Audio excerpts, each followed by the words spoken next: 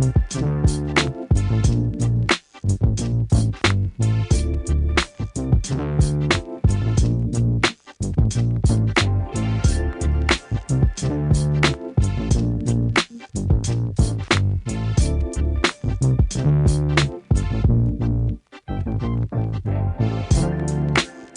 up guys, unboxing tayo ng fork, air fork from Weapon.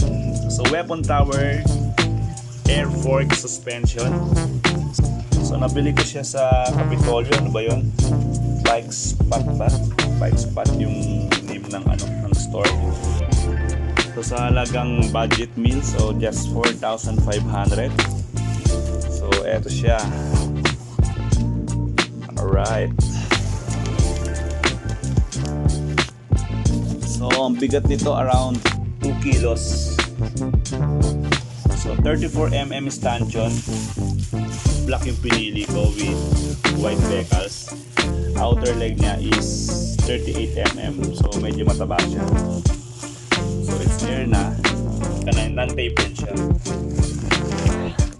Ito yung pinaka-the best sa lahat. Yung patunogin nito. Ayan o.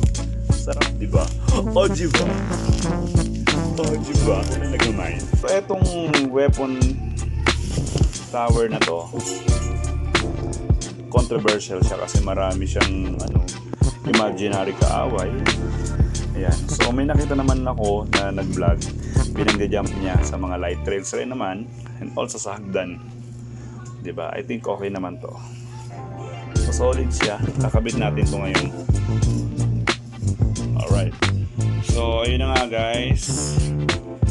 Kakabitin natin ang ating Weapon Tower. So, problem lang, wala akong stand or any tool para itaas yung bike. So, ginawa ko na lang.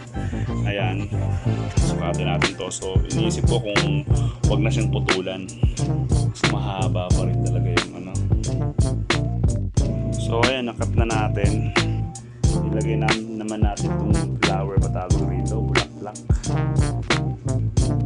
Platinum grease.